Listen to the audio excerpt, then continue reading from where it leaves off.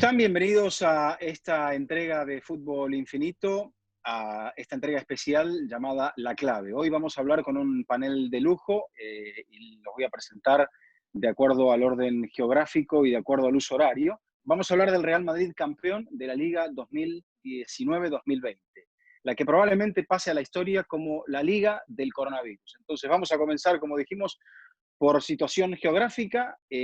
Primero el saludo entonces a Aitor Laguna. ¿Cómo estás, Aitor? ¿Qué tal? ¿Cómo estáis? Encantado, Eduardo, de poder charlar con todos vosotros desde este lado del charco, desde Europa, desde España, desde Barcelona concretamente, donde, como tú comentabas, estamos sufriendo el coronavirus, como todo el país, pero da la sensación de que ahora con una nueva fuerza. Y también estamos viviendo los últimos coletazos de esta temporada, que para el Barça ha sido bastante dañina. Supongo que dará para otro programa, pero hoy nos vamos a centrar en el Real Madrid. Y yo creo que de manera sorprendente hemos visto a un equipo de Zinedine Zidane pletórico después del confinamiento. Quizás este es un factor no futbolístico, pero que ha afectado claramente en el desarrollo de la competición. La convicción con la que ha regresado el conjunto del Real Madrid del confinamiento, de la pausa por el COVID-19.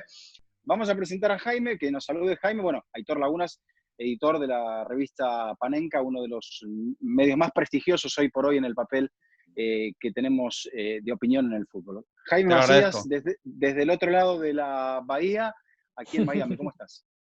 ¿Cómo estamos, Vizca? Saludos para ti, saludos para Aitor. El gusto de estar con ustedes y de tratar de desglosar lo que ha sido una temporada única por las características en las que se ha jugado, y también un equipo que me parece que, más allá de que a nadie le sorprende que el Real Madrid gane la Liga de España históricamente, pero el contexto y las formas creo que nos invitan a un análisis profundo. Bueno, y vamos a cerrar por el lugar donde es más temprano todavía, la siempre bulliciosa Ciudad de México. Allí está el prestigioso, sangre joven trajimos aquí, hombre el hombre que yo digo que más sabe de fútbol europeo en todo México, sin que a los demás les caiga antipáticos. Pepe del Bosque, ¿cómo estás? Querido Vizca, Jaime, Aitor, un placer estar en La Clave Infinita. Creo que es un buen nombre para el podcast Infinito, para Fútbol Infinito, y un placer estar con ustedes para compartir y hablar de lo que más nos gusta. Bueno, vamos a arrancar entonces, y arranco con Aitor. Aitor, ¿cuáles fueron las claves tácticas? Y después cada uno puede ir interrumpiendo y metiéndose de este Real Madrid campeón, más allá de lo que me querías esbozar. O sea, es que el campeonato se fracciona por el tema de la pandemia, pero seguimos un Real Madrid antes, un Real Madrid después, pero en clave táctica, este Real Madrid, ¿cuál fue esa musa inspiradora de Zidane que le hace ganar esta liga? Pues mira, si tuviéramos que destacar un detalle por el cual yo creo que el Real Madrid se ha proclamado campeón de liga, y en contra de lo que es su gen, su ADN, su historia reciente, siempre un equipo, recordaréis, con muchísima pegada, con muchísima potencia en el área contraria. Precisamente este año yo creo que el Real Madrid se ha hecho grande, se ha proclamado campeón porque ha sabido cerrar su puerta, porque ha sabido mantener una seguridad defensiva que le ha permitido no verse obligado a compensar esos 50 goles míticos que perdió cuando salió Cristiano Ronaldo. Recordaréis el año pasado, temporada muy convulsa para el Real Madrid, primera temporada post-Cristiano Ronaldo. El Real Madrid marcó 63 goles y encajó 46. 63 a favor, 46 en contra. Este año ha marcado 68, es decir, prácticamente los mismos que el año pasado, pero ha encajado exactamente la mitad, 23 goles. Y esto sí que me parece que es muy llamativo, como os decía, para un equipo que está evidentísimamente muy habituado a ganar ligas, porque esta es la 34ª, pero no tan habituado a ganarlas de una manera sólida, bajando la persiana.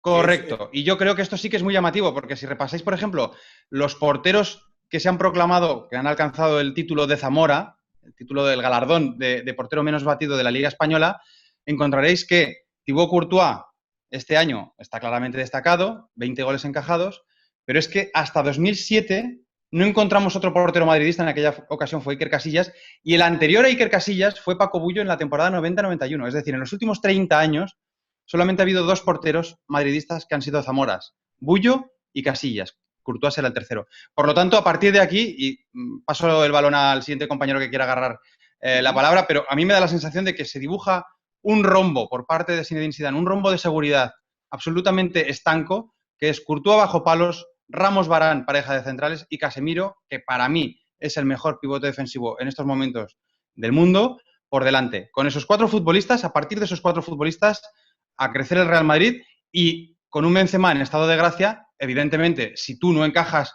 gol en muchísimos partidos, con 1 o 2 goles te alcanza para ganar. Pepe, era un 4-3-3, ahí se los pregunto a Jaime y a ti. Un 4-3 mayormente, pero Zidane manejó otros registros, en partidos tiró el 4-2-3-1, a veces jugó un 4-4-2 también, o sea, no se aferró a una formación, a una geometría, digamos, con la cual se mantendría durante toda la temporada. Entonces, tácticamente, aparte de lo que decía Aitor, que me parece que el trabajo de Casemiro es fundamental, la solidez de Sergio Ramos, ¿dónde encontramos otra de las características que hará de este equipo algo distinto a lo que vimos del Madrid en las otras temporadas? Bueno, yo creo que Zinedine Zidane ha sabido transformarse, porque se habla mucho de que es un técnico gestor, que lo es, porque como futbolista, el impacto que tuvo como futbolista ahora lo traslada como entrenador. Los jugadores del Real Madrid saben del legado de Zinedine Zidane y por lo tanto creo que eso al final influye muchísimo. Puede haber mejores estrategas, puede haber mejores entrenadores, pero no mejores técnicos para el Real Madrid. ¿A qué voy con esto? Complementando un poco con lo que dice Aitor, el Real Madrid mejoró muchísimo porque antes había huecos entre líneas que el rival aprovechaba con mucha facilidad. A Casemiro, por ejemplo, le ganaban constantemente la espalda. Al interior izquierdo, Toni Kroos, lo mismo. La temporada pasada estuvo muy lejos del nivel que rindió esta. Modric, después del parón, también estuvo en un modo pletórico. Cuando no estaba Modric al 100%, utilizaba un elemento, una locomotora en mitad de campo, como el uruguayo Fede Valverde. ¿A qué voy? Yo creo que además del tema de Casemiro, es muy importante el papel de Sergio Ramos. Lo platicaba hace poco con Jaime, y antes del parón, Ramos no era el mismo. Después de la cuarentena, de la pandemia y demás, lo de Sergio Ramos ha sido pletórico, porque quizá la mayor virtud de Sergio Ramos es esa capacidad de anticipación para poder cerrar las líneas rivales y poder cubrirle la espalda a Casemiro. Ahí yo creo que se entiende gran parte de la mejoría defensiva y por lo tanto los menos goles encajados del Real Madrid esta temporada. Pero, Pepe, perdona un detalle simplemente. Si repasamos la película de la temporada, recordaremos que en el mes de octubre el Real Madrid está bastante tocado por una derrota, una goleada en el Parque de los Príncipes contra el Paris Saint-Germain, que creo que es precisamente el resumen más gráfico de esa distancia entre líneas de la que tú hablas. Y yo creo que esa distancia entre líneas precisamente viene dada porque, por momentos, el Madrid quiere salir a presionar, quiere ser valiente, quiere ir a buscar el balón, pero la pareja de centrales no se termina de fiar.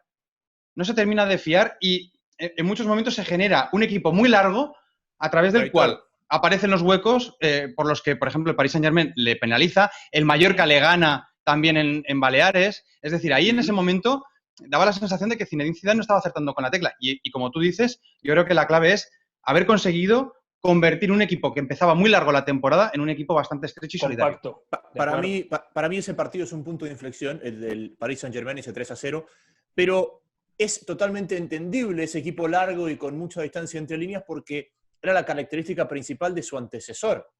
Y para mí el gran mérito y la clave táctica que tiene este equipo es lo distinto que es futbolísticamente, repitiendo 9 hombres del título de Cardiff y del título de Kiev. De la final de Kiev y de la final de Cardiff, al Real Madrid le falta Keylor Navas y le falta Cristiano Ronaldo. Y a pesar de eso, el equipo es totalmente diferente. Aquel equipo de Tridente o equipo con Cristiano era un equipo largo, era un equipo que a intercambio de golpes te ganaba los partidos, a costa de que era muy permisivo, pero tenía tal poderío ofensivo que al final, más allá de los goles que concedía, como tenía mucho más poder que el rival, te terminaba ganando y los marcadores eran 4-2, 3-1 y así. Zidane ha vuelto un equipo compacto. Es un equipo yo creo Jaime, mucho que más balanceado. Sí, pero más que nada él lo hizo intenso, lo hizo un equipo que supiera pelear, porque yo creo que en la época de Solari el equipo, aparte de desordenado, no sabía muy bien cómo manejarse en la cancha. O lo mismo con Lopetegui en el final. Quería jugar a algo, pero no estaba convencido de a qué quería jugar ni cómo quería jugar. Claro, pero es que es muy traumático el reinventarte cuando tú vienes jugando de una forma y has ganado 4 Champions en 5 años y has ganado la Liga y has sido uno de los pesos pesados, haciéndolo de una forma porque tenías un jugador o dos de ciertas características. ¿Y por qué digo dos de ciertas características? Porque Keylor es un arquero totalmente diferente a Courtois. Keylor es un arquero que te resuelve mucho más en la frontal del área, saliendo como líbero, que bajo el arco. Courtois es un arquero de arco. Es un arquero que si tú lo sacas al punto penal, queda jugado. Es un tipo grande, corpulento y pesado. Entonces, entre el juego de Cristiano y la referencia a la portería de Keylor, te maquillaba un equipo largo. Cuando se va Cristiano y llega Courtois, el equipo largo queda mucho más expuesto. Y claro, ese ciclo traumático de reinventarse se lo come Lopetegui, se lo come Solari, y Zidane llega un poco con las cartas ya más claras de por dónde por dónde había que corregir el equipo. Claro. Bueno, y con el conocimiento también propio, compañeros, de Zidane, de ser el hombre que había hecho ganar a este equipo y que en su ausencia, justamente eso, lo opuesto, el equipo comenzó a perder. Hemos visto una... Sí, adelante. Un detalle para complementar lo que dice el señor Macías.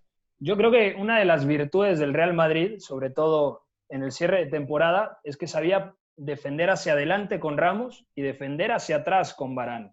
Y yo creo que muy pocas parejas de centrales hoy en día tienen esa facilidad de poder anticipar o poder correr contra tu arco.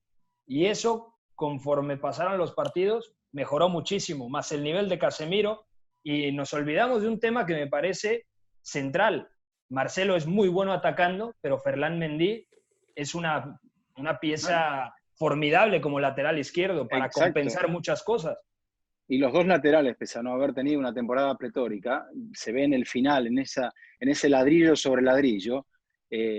Carvajal recupera un balón en el partido contra el Mallorca, después provoca un penal en el partido contra el Getafe, Mendy provoca otro penal en el partido contra el Alavés. Entonces, de repente no eran los 4 últimos Carlos, penales, pero aportaron lo suyo. Claro, los 4 últimos penales son a 4 defensores. Carvajal el Getafe, Marcelo en Bilbao, Mendy contra Alavés y Ramos frente a Villarreal. Después podemos discutir si eran o no eran o cuán justos fueron, pero al final te marca de que es un equipo que, como dice Pepe, defiende para adelante y que te pisa el área con alguien que te hace superioridad, que es el lateral o en este caso el central Ramos, que ya había marcado frente a Eibar, y te genera eso, Vizca. Pero también eso me parece que lleva un poquito al tema de la gestión, ¿no? Porque el Madrid tiene un gran plantel, tiene una plantilla muy profunda, pero también tiene mucho que ver en cómo Zidane convence a sus jugadores de que las suplencias eran más tácticas que por rendimiento. Porque yo le conté en estos 10 partidos, desde la reanudación, 5 sistemas diferentes. Y si tú te pones a ver las titulares y las suplencias, tenían mucho que ver con el sistema que se estaba utilizando en el campo. Es decir, correcto. El 4-3-3 marcado con 2 extremos abiertos era Rodrigo y Asensio. Cuando te jugaba 4-2-3-1... Pero sobre todo cuando tenías a los 3 del medio campo, porque creo que lo que él lo hacía modificar era la elección de los mediocampistas. Sí, correcto. Y de ahí te agarraba y te jugaba con una especie de un híbrido, con Vinicius a la banda, pero con Isco hacia el centro. O había el día que te jugaba con los 2 interiores, cuando lo adelantaba Modric y lo juntaba con Isco, y te jugaba con 5 mediocampistas. O Jaime, en la Supercopa, me parece el mejor Real Madrid de la temporada, juega con Modric más Valverde en el costado de la derecha. Que es el que juega el mismo sistema que usa contra el Granada. El día, digamos, del último paso hacia el título. De todas maneras, a mí me da la sensación de que Zinedine Zidane tiene una estructura y una columna vertebral muy clara, con Courtois bajo palos, la pareja de centrales, Carvajal lateral derecho.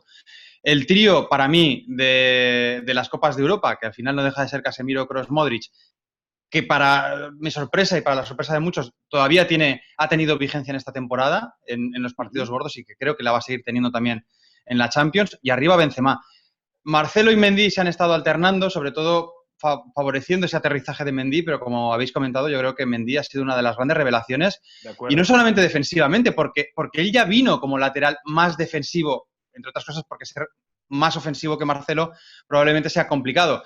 Pero le hemos visto asomarse a 3/4 de campo, le hemos visto buscar centros, le hemos visto no solamente forzar un penalti, sino marcar un golazo frente al Granada en una victoria decisiva en este tramo final, con lo cual yo creo que la aportación de Mendy también ha sido increciendo.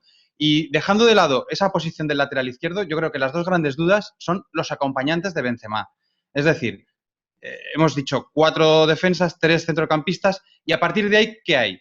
Puede haber un acompañante de Benzema en un 4-4-2, puede haber 2 acompañantes de Benzema en un 4-3-3, o puede haber, como lo hemos visto también por momentos, un 4-5-1.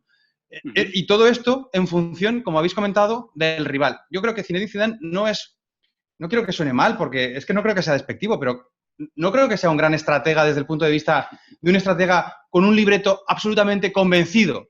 Creo que es precisamente una estratega que tiene la ductilidad, la versatilidad, la capacidad para adaptar su libreto al rival que tiene enfrente, a la condición de sus jugadores, al estado psicológico de sus futbolistas. Yo creo que para eso es uno de los mejores, Zinedine Zidane. Pragmatismo al 100%, porque además en una temporada en la que Hazard prácticamente 0 a la izquierda, Gareth Bale, sabemos lo que pasó, no cuentas con James. O sea, yo creo que también tiene un mérito muy grande. Asensio te aparece en los últimos partidos. De acuerdo. Tiene un mérito desde mi punto de vista muy grande el saber rotar las piezas de acuerdo al rival que tienes enfrente.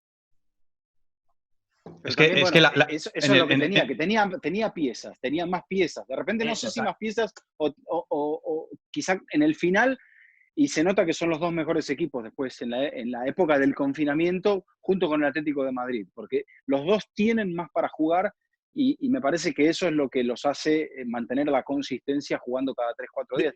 Pero hablando de lo que decía Aitor me venía a la mente en cuanto a la capacidad de gestión, sin ser un revolucionario táctico, por ejemplo, ese método de gestión y de observación del jugador que tenía Ferguson, porque Ferguson de repente no nos impregnó de táctica, no era, no sé, un Guardiola, un Bielsa, un Saki. Era un señor que elegía muy bien los jugadores y sabía comunicarse con ellos, sabía motivarlos y sabía respaldarlos.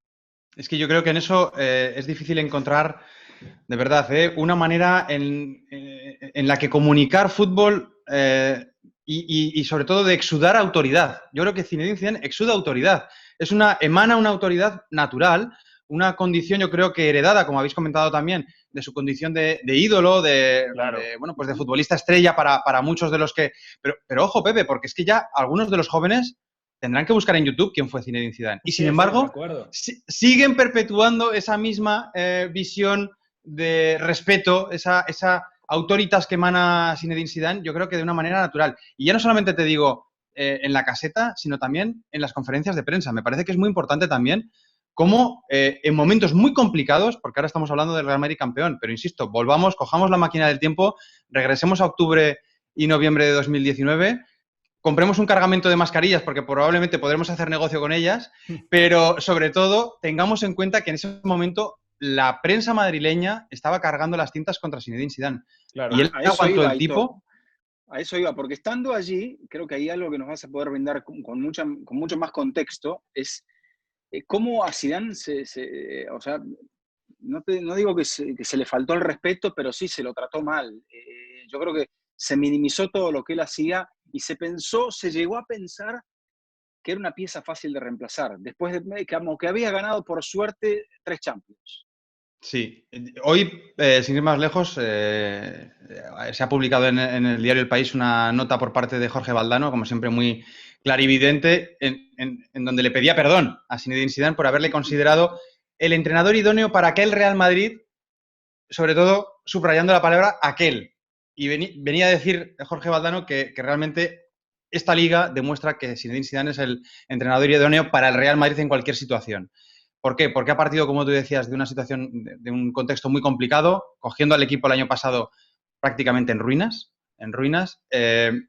y ahora rehaciéndolo, de alguna manera, bajo la sospecha continua de la que tú apuntabas, ¿no? De un técnico que quizá la flor, se le decía aquí en España, ¿no? La flor de Zinedine Zidane. Bueno, esa flor se ha demostrado que no es así. Zinedine Zidane siempre dijo, a pesar de haber ganado 3 Copas de Europa, que la competición más prestigiosa, más dura de ganar y que más reflejaba la superioridad de un equipo era la Liga. La ganó hace 3 años y la ha vuelto a ganar ahora. Y yo creo que ese contubernio que hubo por parte de cierta prensa madridista, yo creo, sobre todo sacando a pasear el santo de José Mourinho en momentos muy delicados, lo que hizo fue que el grupo precisamente cerrara la piña. Y de hecho no fue una intervención de Zinedine Zidane en rueda de prensa la que acabó con esa posibilidad o con ese rumor, sino que fue una intervención de Sergio Ramos, que pidió respeto para Zinedine Zidane, si no recuerdo mal, antes del partido contra el Galatasaray. Aquel partido en Champions lo acaba ganando el Real Madrid y a partir de entonces hay una remontada clara. Luego hablaremos, porque probablemente hubo otro bajón en febrero o marzo, inmediatamente antes del parón, pero yo creo que ese momento sí que la plantilla hace clic. Y fíjate cómo de caprichoso es el mundo, Pepe, Jaime y Eduardo, que una temporada que pudo haber dado con José Mourinho de nuevo en el banquillo del Real Madrid, al final ha acabado dando con Iker Casillas, esto es una noticia que ha salido en las últimas horas, con Iker Casillas como nuevo asesor de Florentino Pérez. Es decir, el gran damnificado de la presencia de José Mourinho en el banquillo del Real Madrid se ha rehabilitado, ha sido rehabilitado por parte del madridismo. A ver, y hablabas de conferencia de prensa. Yo no me quiero olvidar de las tormentas que ha tenido que lidiar Zidane y que nunca tuvo una mala palabra, un mal tono y que todas las despejó bien.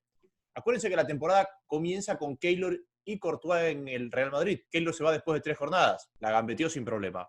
Hazard llegó con sobrepeso porque venía comiendo hamburguesas. Hubo mucha crítica porque se prestó a Reguilón y se mantuvo a Marcelo cuando claramente la temporada anterior Reguilón le había quitado el puesto a Marcelo. Tuvo que Sale Ceballos.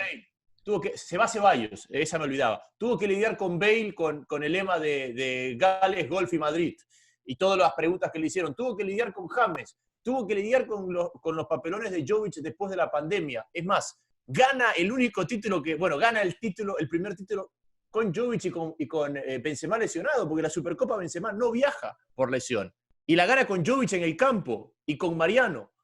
Entonces, eso te habla de cómo maneja adentro, maneja afuera. Pero volviendo al tema, yo sé que mucha gente usa de forma peyorativa el término de gestor, como menospreciando lo que hace, pero un entrenador tiene que ser un gran gestor y tiene que ser un gran táctico. ¿Qué es primero? ¿Qué es más importante? Y me parece que depende del equipo al que manejes. Si tú vas a un camerino de mucho ego, como es el camerino de los grandes equipos de Europa, primero viene la gestión. Tú te ganas al jugador a partir de la gestión. A partir de la gestión, tú lo convences de que te crea tácticamente. Cuando tú vas a un camerino que no tiene mucha jerarquía, tú a partir de la táctica te ganas al jugador. Y creo que Zidane entendió que él primero tenía que gestionar antes de que pueda meter mano desde lo táctico. Y la gestión de Modric ha sido extraordinaria. El año pasado de Modric fue espantoso. Claro, Modric sigue siendo Modric, no se ha olvidado de jugar, pero Modric no puede ser Modric 90 minutos cada 72 horas. Y ahí aparece Valverde. Lo mismo que Marcelo. El año pasado Marcelo fue espantoso. ¿Por qué? Porque Marcelo a los 32 años no puede hacer la banda completa como la hacía a los 25, pero sigue siendo Marcelo. Y por eso los empieza a alternar. Y potenció a esos jugadores que alternaban con aquellas piezas que él sabía que los días importantes, el Clásico, el City, la definición del campeonato, las necesitaba finas. Tuvo un gran plantel, porque lo fue puliendo 30 jornadas para que en las últimas 8 tenga 15, 16 titulares. Ahora, que también hay que decir, desde mi punto de vista, y seguramente alguno de ustedes no estará de acuerdo, que el Real Madrid me parece el campeón menos convincente de la última década. Obviamente porque pasó el tema de Guardiola, estaba el Atlético del Cholo, que no es poca cosa ganar en 2014. O sea, quizá desde aquel Real Madrid... Ya vamos a llegar a eso, Pepe. No te adelantes. O sea, pero... Uno tiene que también ver el contexto, pero después vamos a tratar de poner a este equipo en el contexto, pero me parece que es interesante partir de lo que el Madrid podía hacer, que es lo que te dicen en psicología. Usted controla lo que puede controlar y después el medio ambiente se va a adaptar solo. Pero, de acuerdo, pero desde tu punto de vista, tácticamente, ¿te parece el Real Madrid el equipo más completo o que de acuerdo a los recursos disponibles, a la materia prima que tenía Zinedine Zidane, hizo lo mejor que podía hacer? De los que podían pelear por el título, sí. Porque, a ver, el Barcelona... Porque Bueno, por ejemplo... ya vamos a llegar ahí, tranquilo. Guardo la no te me calma, vayas, guardo la calma. no te me vayas de tema, porque bueno, vamos a cerrar este tema de gestión bizarra hablando de los puntos más importantes de la temporada, porque la temporada yo creo que no venía bien, y Aitor ahí mencionaba esos puntos después de ganar la Supercopa, con aquella recordada acción de Federico Valverde inmolándose, haciéndose expulsar en una jugada clara de gol que tenía el Atlético de Madrid en el final del partido. Y después el Madrid terminando ganando esa Supercopa agónicamente por la vía desde el punto de penal. Pero es evidente que el Madrid supo gestionar mejor ciertos momentos de la temporada. Y no estoy hablando de la pandemia, no estoy hablando de cómo se mentalizó cuando tuvimos 3 meses sin fútbol, sino de ciertos momentos donde era importante, y allí creo que estaba Zidane. Porque la experiencia de Zidane, la capacidad para conducir al grupo, y el hecho también de tener líderes del peso de los Kroos, de los Ramos, de los Benzema, de los Modric, de los Casemiro, creo que le dio un cierto respaldo para, por ejemplo, hacer el partido que hace en el clásico Aitor del Bernabéu, donde juega mejor que el Barcelona, pero llega a los goles quizás de un modo medio accidental. Sí, recordemos que ese mes de febrero es un mes complicado para el Real Madrid porque le visita a la Real Sociedad en Copa del Rey y le golea. Luego visita el Ciutat de Valencia y pierde contra el Levante. Sí. Y en tercera instancia, con el Betis, el miércoles recibe al Manchester City. Y yo creo que Guardiola le pega un buen repaso táctico con un partido que tenía perfectamente preparado el entrenador catalán. Esto es un miércoles y el fin de semana siguiente recibe el FC Barcelona. Y en ese contexto es, como tú dices, cuando sorprende el Real Madrid con esa victoria en el Clásico, en la segunda parte.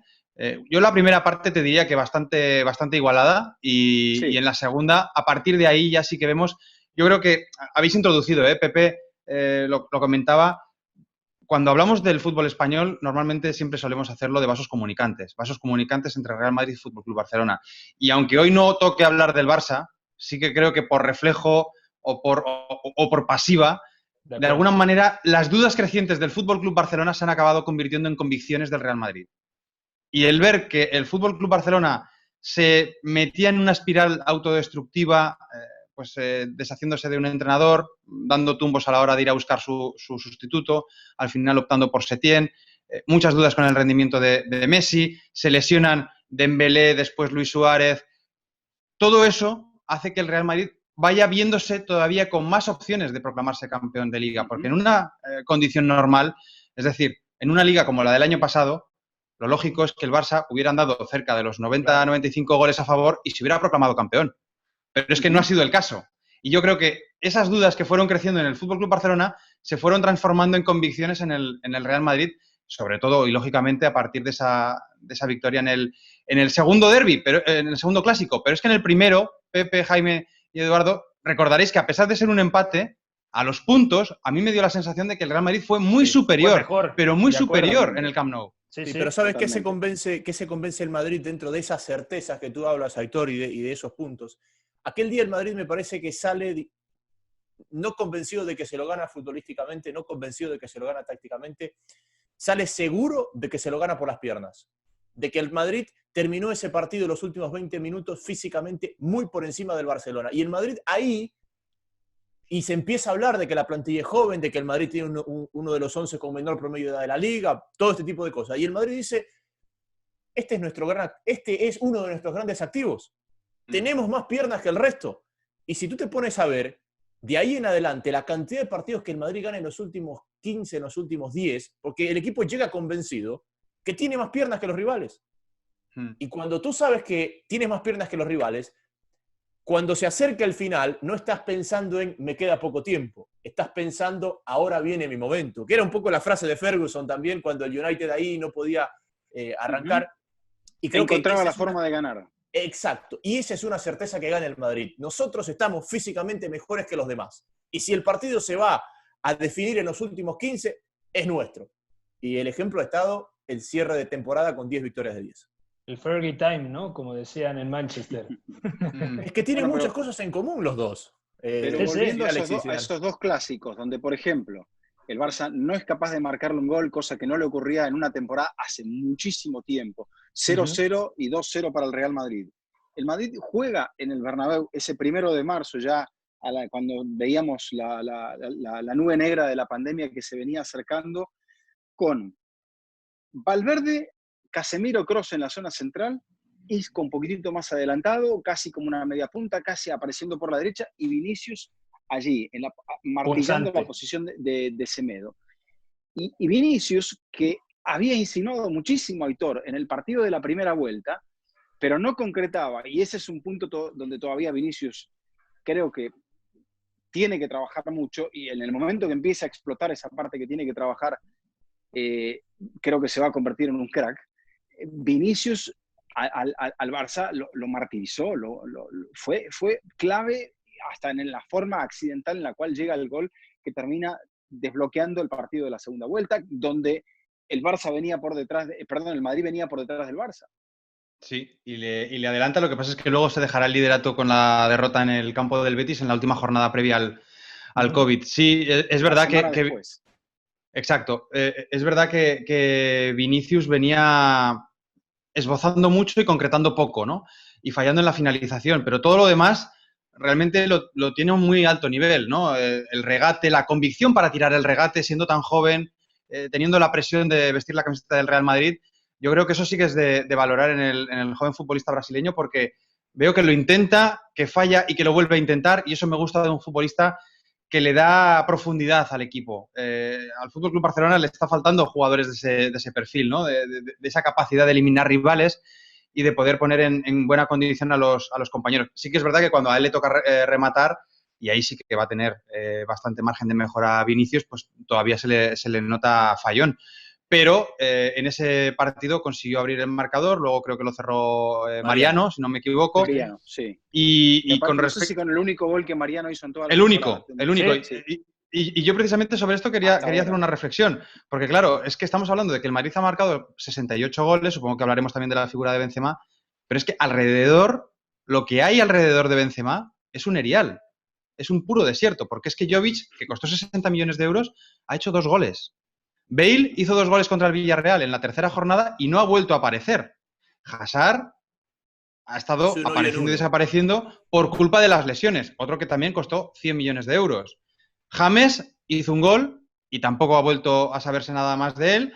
Con lo cual, fijaros, la nómina de futbolistas, el último, Asensio, por culpa de una rotura del ligamento cruzado, entre todos estos 5 jugadores que os acabo de mencionar, Bale, Hazard, James, Asensio y Jovic, 5 futbolistas, suman 8 goles, es decir, menos que Sergio Ramos. Aitor, es que 21 para Benzema a falta de la última jornada. Vamos a comentar a la gente esta indiscreción que como el Madrid se consagra en la penúltima, preparamos este programa antes de la última jornada, pero de cara a la última jornada, 21 Benzema, 10 Sergio Ramos en Liga y después 4 para 2 mediocampistas que no son generalmente los de más llegada, Toni Kroos y Casemiro, también Casemiro con goles fundamentales como ese que hace en el partido en Cornellá contra el Español. Después, Modric con 3. Y recién allí aparece Vinicius. Después recuerdo también, Pepe, a Rodrigo con aquel gran partido contra el Galatasaray en el Bernabéu, que la gente decía, Rodrigo es el próximo, es un fenómeno. Bueno, Rodrigo sí apareció meritoriamente en el final como una opción, dándole a Zidane un delantero de corte distinto a los que ya tenía, pero tampoco me parece que estamos para hacer lo que hacen algunos periódicos, Aitor, de Madrid, que es inventarse el próximo nuevo ídolo para después envolver las verduras con esas páginas. Es que, Vizca, si tú mezclas a Rodrigo y a Vinicius y los metes en la licuadora, te sale seguramente Mbappé, porque tiene un cambio de ritmo tremendo Vinicius. Vinicius hoy en día produce mucho más por insistencia que por calidad, pero tiene un par de blanquillos bien puestos. Es casi como Mbappé, ¿viste? Cuando Mbappé mete el freno, entonces ahí después sigue Mbappé y ahí Vinicius se convierte en otra cosa. No es más Mbappé. Le falta la sensibilidad de Rodrigo, que Rodrigo puede jugar mucho más como media punta, como incluso jugó en el Santos de Brasil. Es un tipo con más tacto para jugar entre líneas. Yo creo que tiene un futuro tremendo el Real Madrid en estas dos piezas y le podemos sumar a Odegaard, que ha tenido un temporadón. Después de la pandemia estuvo mal, pero antes me parece uno de los nombres propios al lado de Mikel Merino en ese 4-3-3 de Imanol Alguacil. Y tienen también a Takefusa Kubo. ¿A qué voy con esto? Desde mi punto de vista, la plantilla del Real Madrid es muy buena. Y si ves hacia el futuro... Poder repescar a Reguilón también, o sea... Sí. Fíjate si es buena, Pepe, que le da hasta para vender a Raf Hakimi al Inter. Sí. A ver, pero volvemos a lo que hablamos antes. Es buena porque el entrenador la fue puliendo y la fue moviendo y le fue dando minutos para que tengas 15, 16 titulares. No 11 y que a la jornada 30 a ver si el suplente número 12 te puede resolver. Porque no, venía con ritmo, venía jugando, venía metido dentro de la dinámica del equipo. A ver, hay puntos que no quiero que se me escapen. Primero, Vizca leía el mediocampo de Clásico, ¿no? Modric, Casemiro, Kroos. Perdón, Valverde, Casemiro, Kroos. Tan importante era la Liga para Zidane y tan importante era ese Clásico para la Liga porque le daba liderato, que él sacrifique el partido contra el City. Él contra el City sin quitarle... Perdón. Hemos hablado de que Kroos es una pieza fundamental para Zinedine Zidane. Y él lo descansa contra el City. Lo descansa contra el City pensando en el Clásico. Entonces, sí, no es que le regaló el partido al City, pero se guardó un par de cartas pensando en el Clásico y que después el partido se le escapa de las manos. Es más, ese partido se le escapa de las manos porque a pesar de haber sido superado claramente por el City, el Madrid se pone en ventaja primero y no lo puede cerrar. O sea, es un partido bastante confuso. Eso, termina con Ramos expulsado. Claro. Dos variantes presenta Jaime. Jugó Marcelo en el Clásico y jugó Mendy en el partido contra el City, y es la que apuntabas. Claro. Kroos por Modric, que lo guarda. Lo guarda, ni siquiera entra un minuto, y después sí, lo que dice Pepe, que Ramos es expulsado cuando impide la jugada de lo que pudo haber sido el tercer gol del Manchester City. Por eso le sacan la roja. Ahora, con esta teoría más deportiva que futbolística, de que es más fácil perseguir que ser perseguido, ¿ustedes piensan que el desenlace hubiera sido igual si el momento que se corta la Liga, el líder es el Real Madrid y no el Barcelona? Porque yo creo que al Madrid, ese cortar, ese punto crítico de la temporada, donde el Madrid sentía que había sido superior, había ganado el Clásico, sentía que debía ser líder y que se le había escapado en ese partido contra el Betis, y de repente el torneo se le detiene y le genera esta incertidumbre de decir, ¿y será que se nos va a escapar el torneo si esto no reinicia? Lo hace volver mucho más conectado que quizás si es que hubiera terminado como cómodo líder antes de la detención de 3 meses. Es imposible hablar del título del Real Madrid, o sea, no es porque seamos aficionados al Barcelona, ni mucho menos. A mí me da lo mismo quién gana el título en España, pero creo que el Barcelona se da un balazo en el pie al momento en el que destituye a Valverde, y el Real Madrid, la pandemia en cierta medida le viene bastante bien para replantearse ciertas cosas, porque había tocado fondo. El Real Madrid no estaba bien, ni anímicamente, ni moralmente, ni futbolísticamente. Ahora, tiene la grandeza de un tipo que tiene un poder de convencimiento brutal, tiene una muy buena plantilla, pese a todos los accidentes y todas las casualidades que se podía enfrentar, y tiene jóvenes que te pueden condicionar partidos relativamente no tan complicados. O sea, yo creo que el Real Madrid también tuvo mucha dosis de fortuna en este título de Liga, y repito, no es de meritarlo ni mucho menos. Sí, de acuerdo, Pepe, porque me parece que el que lo maneja mejor es otra vez Zidane. Entiende, como decía Aitor, que ese mes de febrero la nave otra vez estaba empezando a parecerse al Real Madrid de Santiago Solari de un año atrás. Sin embargo, a Zidane le agarra la tormenta en la cual de repente era como una película, ¿no? Dijeron, corten en medio de la tormenta, del barco zozobrando.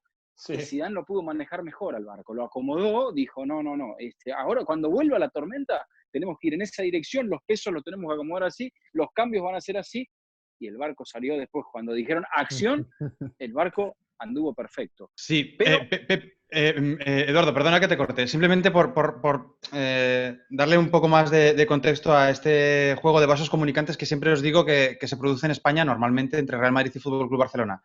Si la tabla de la clasificación la hacemos solamente por los primeros 45 minutos, el campeón de liga es el Fútbol Club Barcelona. Esto es así. Tú coges los datos estadísticos y con resultados hasta los primeros 45 minutos, el campeón es el Fútbol Club Barcelona. Yo creo que aquí, más allá de cuestiones de si psicológicamente al Real Madrid se le da bien promover este tipo de remontadas, que es cierto que se le da bien, yo creo que hay una cuestión claramente futbolística, una cuestión de frescura de piernas, de frescura mental y de un ambiente que se ha ido enrareciendo con el transcurso de los meses en la capital de Cataluña. Y eso sí que creo que le ha dado muchas alas al Real Madrid. Y ese parón, precisamente, les ha podido venir bien al Real Madrid, no solamente para ordenar sus ideas, sino sobre todo para percibir que enfrente las ideas no estaban nada claras. Había debilidad. Bueno, ahora sí. Entonces, ahora sí podemos entrar a esa sección que estaba invocando Pepe, porque vamos a medir en el contexto, ¿no? O sea, esta cuestión de la historia, de la famosa historia del gato argentino que en el espejo se veía como un tigre, pero siempre un gato. Lo que pasa es que su imaginación lo hacía pensar que era un tigre.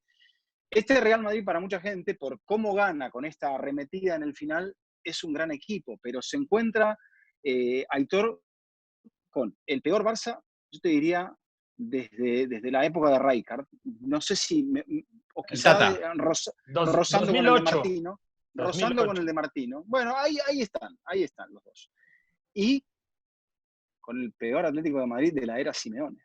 O sea, esos dos factores, con un Valencia confundido, con un Sevilla que recién en el final empieza a entender lo que quería hacer Monchi, porque era el primer año del regreso de Monchi, entonces sin rivales a la vista casi, o sea, gana el Real Madrid, con un calendario también, Aitor, que en el final el Barça tiene que jugar todavía, o juega en este tramo final, contra el Sevilla, contra el Atlético de Madrid, y el Madrid tiene otra clase de partidos, ¿no? Tiene, o sea, creo que en cuanto a la posición en la tabla, es el Villarreal. Bueno, tenía Valencia, tenía Villarreal, tenía un sorprendente Granada en zona europea. Granada, ¿qué pasa? Que tenía dos rivales que han vuelto muy mal del confinamiento del Real Madrid.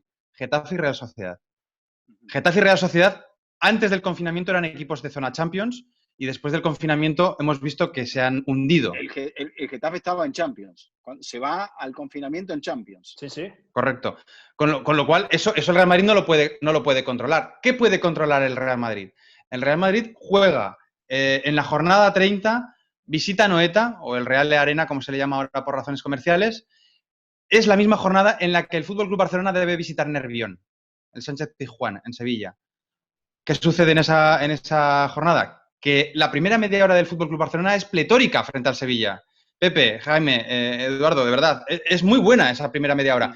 Pero vuelve a suceder. El Real Madrid todas ya. Las primeras media horas del Barcelona. Exacto. El Barça, Jaime, ya esboza lo que va a ser una constante en cada partido después de la pandemia, que es buena primera media hora, buenos primeros 45 minutos y después sufriendo en la segunda parte contra el Sevilla, sufriendo en la segunda parte contra el Celta, sufriendo en la segunda parte contra el Español, que es equipo de segunda división, sufriendo el otro día en la segunda parte contra el Club Atlético Osasuna. Es una constante. El FC Barcelona no le dan las piernas, no tiene claridad de ideas. Recogiendo un poco lo que comentaba antes Pepe, yo creo que la llegada de Setién no ha mejorado en lo táctico, no ha dado grandes herramientas para el ataque posicional al FC Barcelona y en cambio ha perdido muchos enteros de concordia en la caseta. Valverde era un entrenador que sabía gestionar un grupo muy complicado y Quique Setién jamás había gestionado un equipo como el FC Barcelona, con lo cual esos elementos hacen que el Real Madrid vaya dando pasitos hacia adelante y yo dejaría aquí, Jaime, por completo fuera de la ecuación la cuestión del VAR. Me parece una cuestión absolutamente menor. Aquí en España se le ha dado importancia porque queremos darle importancia. Yo sí que creo que el VAR hay que recalibrarlo, hay que reinterpretar qué es lo que queremos y lo que perseguimos con esta innovación tecnológica. Pero como ahora estamos juzgando al Real Madrid, yo creo que el VAR no ha tenido ningún tipo de incidencia en que el Real Madrid sea campeón de liga. De acuerdo. A ver, el Real Madrid ha sido en cuanto a puntos, para mí es un campeón de transición. Tiene mucha similitud con el término de resultados, no en estilo, pero sí en resultados, con lo que fue el título de Capello o el título de Schuster. Es más, no había un campeón con tan pocos puntos desde aquel equipo de Schuster. Pero ¿por qué digo que es un campeón de transición? Porque esos títulos del Madrid es la era postgaláctica. Son las primeras ligas post-equipo galáctico. Y esta es la primera liga post-cristianismo o post-BBC o como ustedes le quieran decir. Entonces, de acuerdo. ¿Qué es lo que ha pasado y por qué el Madrid es campeón? Porque el Madrid, el punto más crítico de la transición lo tuvo el año pasado. Entonces, el Madrid está haciendo su mejor temporada de las últimas 3. Lejos de ser el campeón de las 3 Champions, lejos de ser el equipo de los Galácticos, está haciendo la mejor temporada de las últimas 3. El Atlético de Madrid, lamentablemente para ellos, lo que en el 2014 los toma ya con la transición hecha, cuando el Barça y el Madrid estaban reinventándose un poquito, no lo puede aprovechar porque coincide que hace la transición al mismo tiempo que el Real Madrid. Y el Barcelona todavía no lo ha hecho, porque este equipo, como decía Aitor, como decía Vizca, tiene señales inequívocas de fin de ciclo y un parecido tremendo al último equipo de Rijkaard. Y ese equipo de Rijkaard perdió ¿contra quién? Contra el último Madrid campeón de transición, claro, el de Schuster y el de Capello. Ese punto que tocas me parece fundamental, porque el Barcelona está en una transición y hoy en día Messi, que sigue siendo de los mejores, y no es que el mejor, no es el Messi de temporadas anteriores. Suárez sigue marcando goles, pero no es el Suárez, está a años luz y nunca va a volver a ser el Suárez que llegó procedente de Liverpool. Hoy en día, ¿cuáles son los mejores futbolistas del Barcelona? Prácticamente todas las jornadas.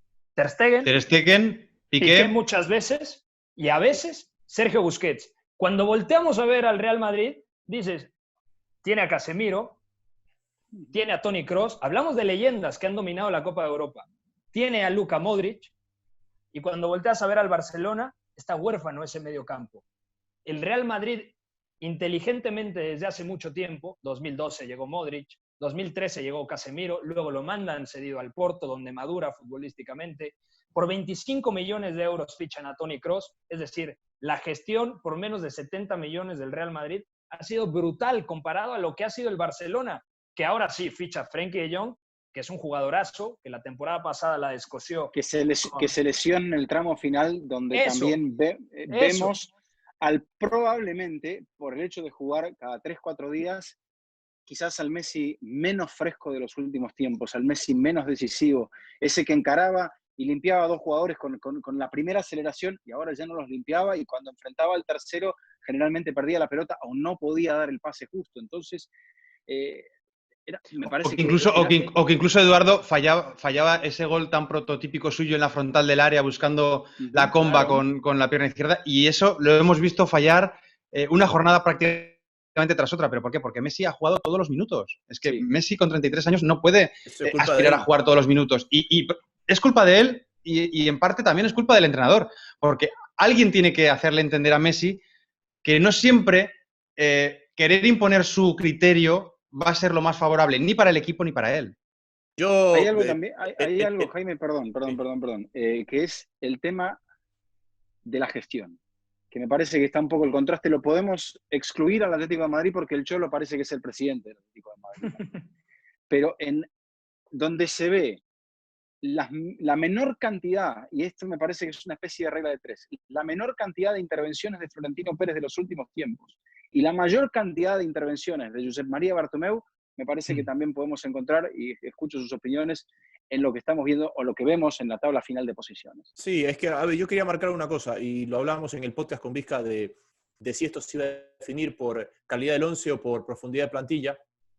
Y yo no te puedo decir que si no hubiéramos tenido estas 11 jornadas cada 72 horas, el campeón hubiera sido diferente. Pero me parece que la definición hubiera sido mucho más apretada.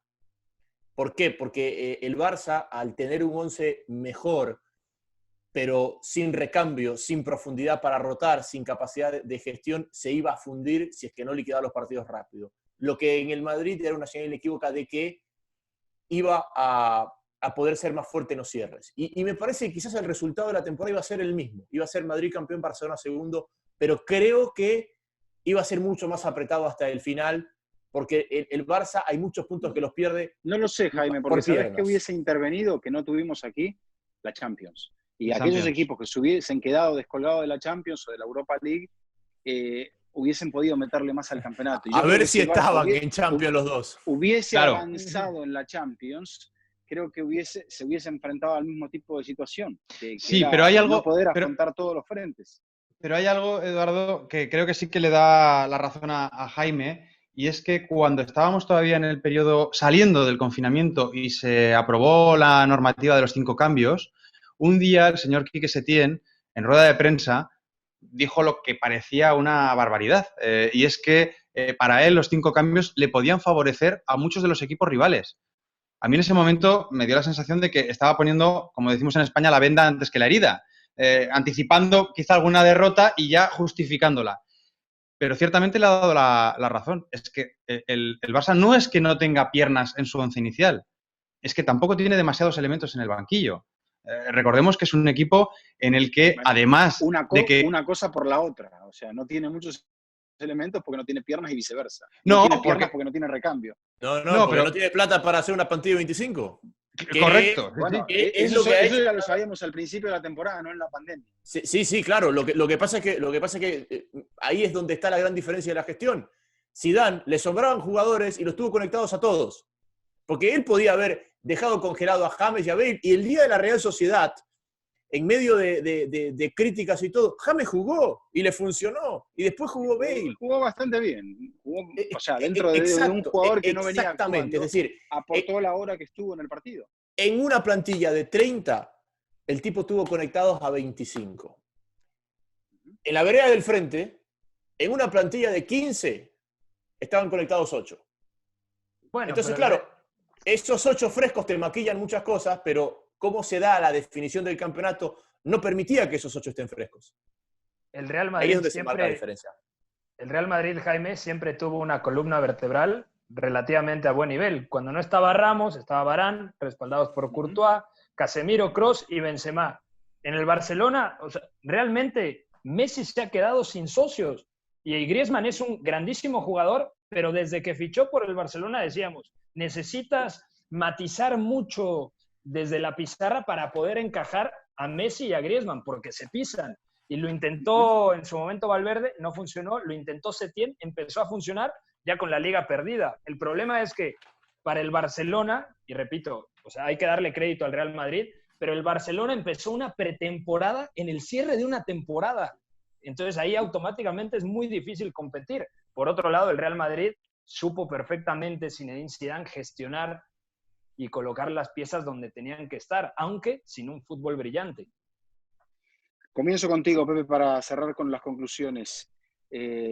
¿Cuál va a ser la forma en la cual cuando alguien vea en YouTube este programa dentro de 5, dentro de 10 años, ojalá, y digan, a ver qué dijo Pepe aquí, y después lo va a decir y después lo va a decir Jaime, y por último yo, o lo ponemos a Jaime primero para que cierre él.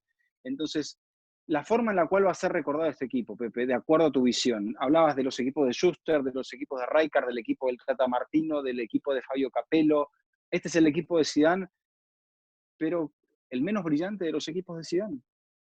Puede ser que sea el menos brillante de los equipos de Zidane, pero es el equipo en donde para algunos por fin se le da crédito a Karim Benzema, un jugador de época que le permitió a Cristiano Ronaldo marcar muchísimos goles, tener muchos títulos vestido de blanco, que se le da también importancia al factor de Sergio Ramos, que más allá de lo futbolístico es un líder anímico, diría espiritual para el equipo.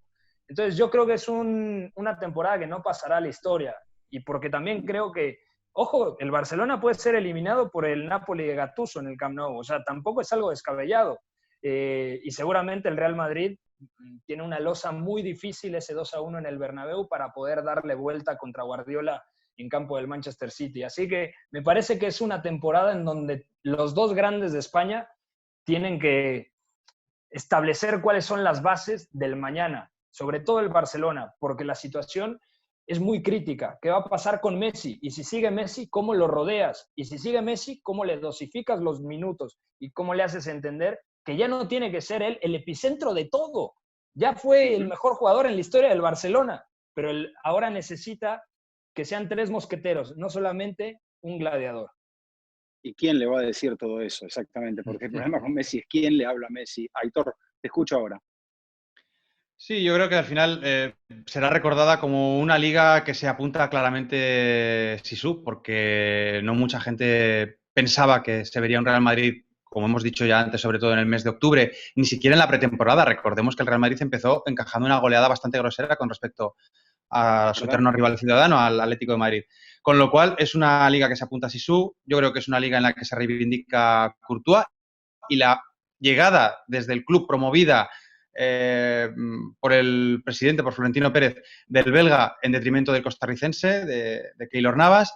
Y para mí esa es la estructura, la columna vertebral del Real Madrid. Courtois, Ramos, Varane, Casemiro, para mí el mejor pivote ahora mismo del mundo, y arriba Benzema.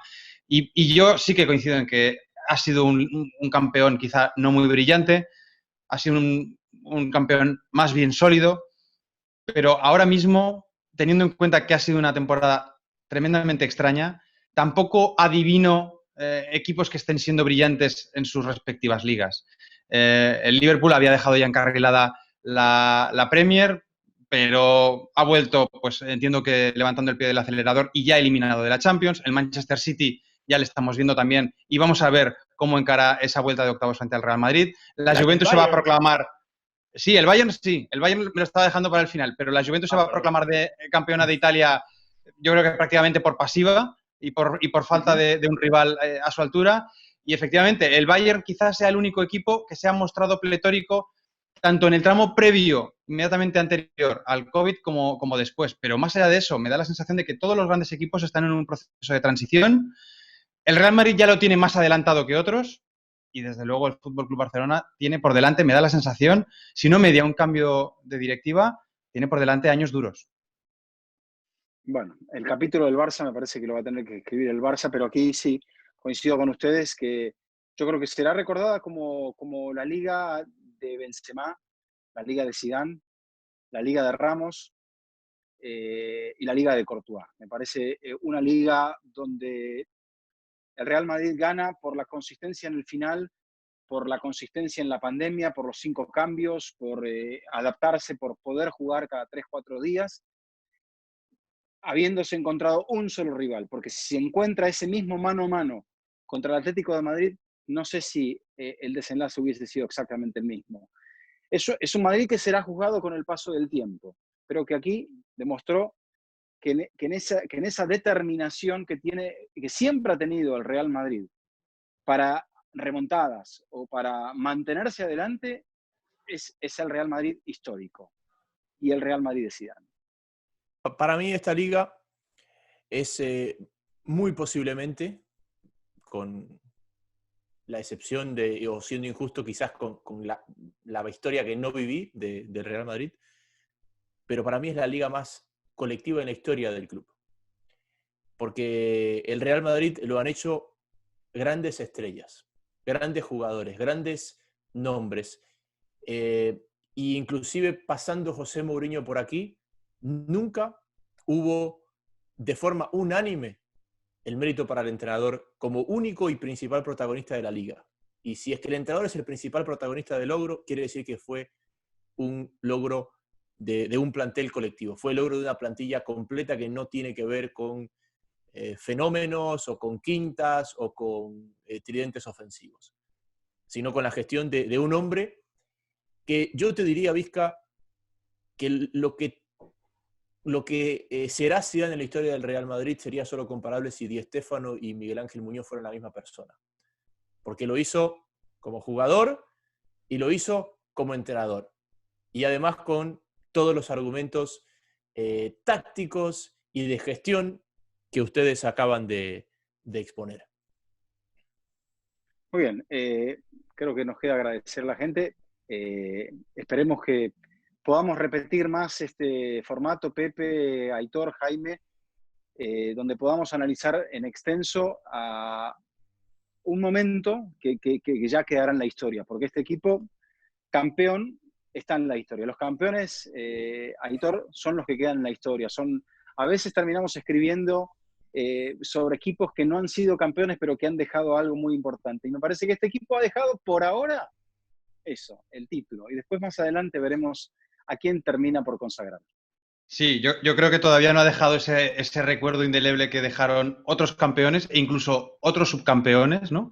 Y yo creo que sobre todo lo más importante que puede dejar un equipo es la voluntad de imitarlo, ¿no? Cuando una idea de juego es replicada por diferentes equipos, creo que ese es el mejor homenaje y el mejor testimonio de que ese equipo ha pasado a formar parte del imaginario colectivo y de momento este Real Madrid no ha dado ese paso. Y además Gracias, agregaría... Aitor. Sí, Pepe, adelante. Perdón, me meto todo el tiempo, pero así soy, perdónenme. Es para despedirte, Pepe, es para despedirte. Adelante, es todo tu momento.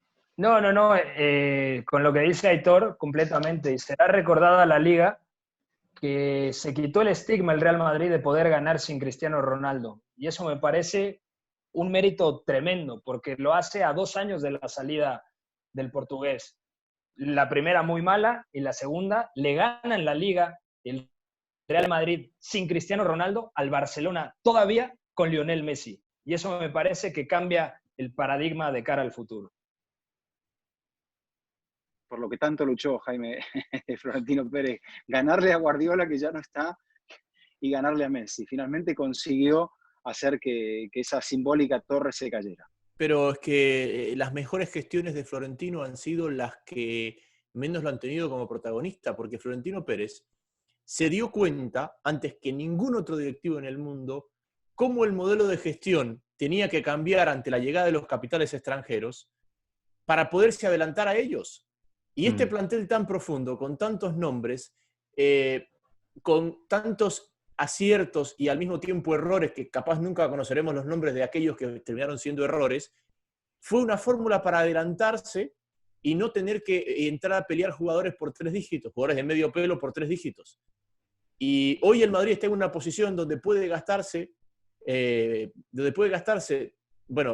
dígitos en un jugador. En un jugador letal, porque todo el resto ya lo tiene, cosa que no pasa cuando tú ves alrededor, y no hablo solo del Barça, sino de la Juventus y del Manchester City y del Paris Saint-Germain y de todos estos equipos que han sido los pesos pesados de los últimos 5 o 10 años. Bueno, nos vamos. Gracias, señores. Ha sido para mí un placer. Para nosotros también, un abrazo. Abrazo. Abrazo.